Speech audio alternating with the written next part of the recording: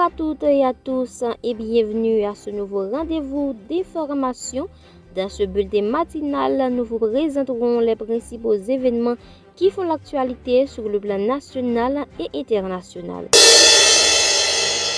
Résonance Info. Dans les actualités nationales, dossier Jovenel Moïse, le journaliste Jean Monard Métellus a répondu le lundi 10 août 2026 aux questions du juge Denis Cyprien, chargé de l'instruction de l'assassinat de l'ancien chef d'État haïtien. Selon maître André Michel et Simon Dieuseul, avocat de l'ancien présentateur de l'émission Ramassé, le juge instructeur a levé le mandat d'amener initialement émis à l'encontre du confrère, l'ex-présentateur de l'émission Intersection sur Radio Caraïbe FM, est rentré chez lui après la séance d'audition. Résonance Info. Toujours dans le dossier, l'assassinat du président Jovenel Moïse, le chef du parti Petit Dessalines, l'ancien sénateur Moïse Jean-Charles, a reçu une convocation du tribunal pour comparaître devant la chambre d'instruction de la cour d'appel de Port-au-Prince ce mardi 11 août 2026 à midi.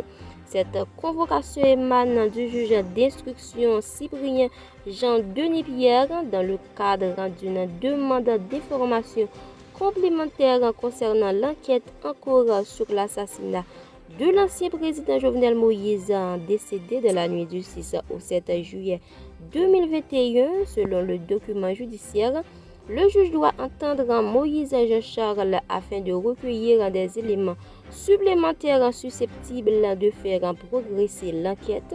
L'ancien sénateur du Nord considère toutefois cette convocation comme une persécution politique.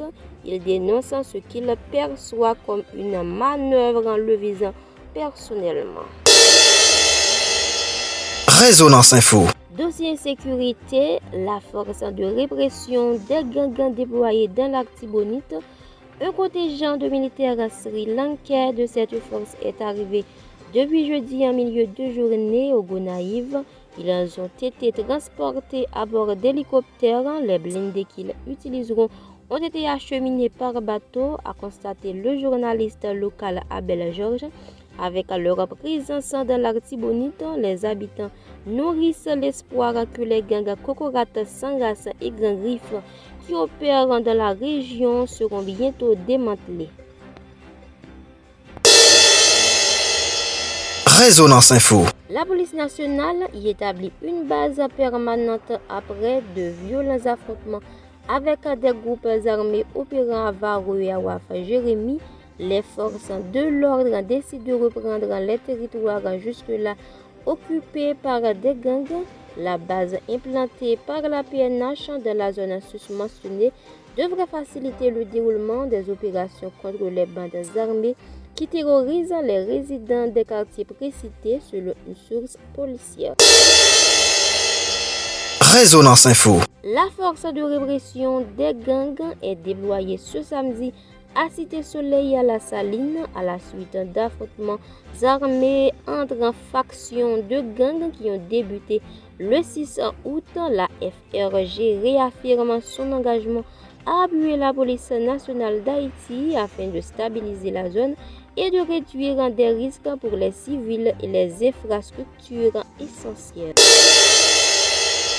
Résonance Info. Toujours dans le dossier insécurité, les bandits de Canaan talibans ont attaqué la commune de Lagayen sur deux flancs ce dimanche 9 août depuis 11h du matin. Depuis plusieurs heures, des agents de la PNH lancent des appels de détresse. Au moins un chauffeur de camion a été tué par les bandits de la localité Bercy. Résonance Info. Les membres du gang Chrysla exigent entre 5 000 et 200 000 gourdes des propriétaires de maisons à Carrefour depuis le 5 août. Le montant de cette taxe varie selon la taille du bâtiment, son état ou la présence de commerce, indique une source proche des sommations du gang. Résonance Info. Dossier économie, le conseil consultatif de suivi du marché pétrolier dans le cadre de sa mission consultative et conformément au décret du 27 mars 2026 fixant les modalités de détermination des prix des produits pétroliers publié ce 8 août 2026, une note explicative sur sa proposition de réajustement progressif et socialement responsable des prix des produits pétroliers. Cette démarche en fait suite à l'analyse de la note technique relative à l'arrivage des produits pétroliers du 29 juillet 2026. Elle s'inscrit dans une volonté de transparence, de responsabilité institutionnelle et de prise en compte des réalités socio-économiques de la population. À travers cette publication, le CCSMP entend, dit-il, faciliter la compréhension des mécanismes qui encadrent l'évolution des prix des produits pétroliers ainsi que des principaux éléments ayant motivé son avis. Résonance Info. Pour mettre fin avec l'actualité nationale, dossier politique, le Conseil électoral provisoire Haïti annonce l'ouverture du 10 au 14 août 2026 de la période d'enregistrement des regroupements politiques en vue des prochaines élections.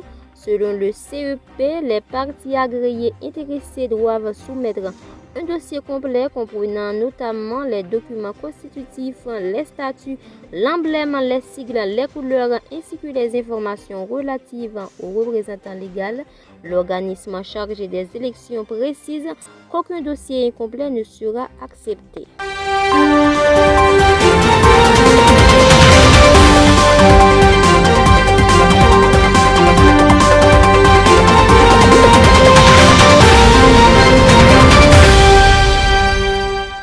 Actualité internationale, un puissant séisme de magnitude 7.4 sur l'échelle de Richter a frappé l'ouest de la Colombie le lundi 10 août 2026.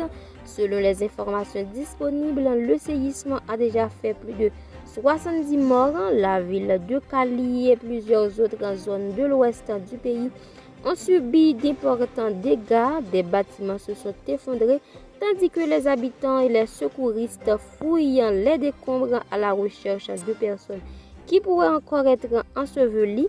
Le séisme était si puissant qu'il a été ressenti dans d'autres pays voisins de la Colombie comme l'Équateur et le Panama. Suite à cette catastrophe majeure, le président colombien Abelardo de la Espriella a décrété l'état d'urgence dans le pays.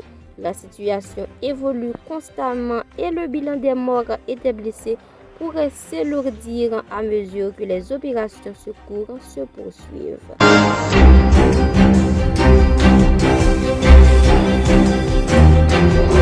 C'est ici que nous mettons fin à cette série d'informations. Le prochain rendez-vous, c'est pour demain.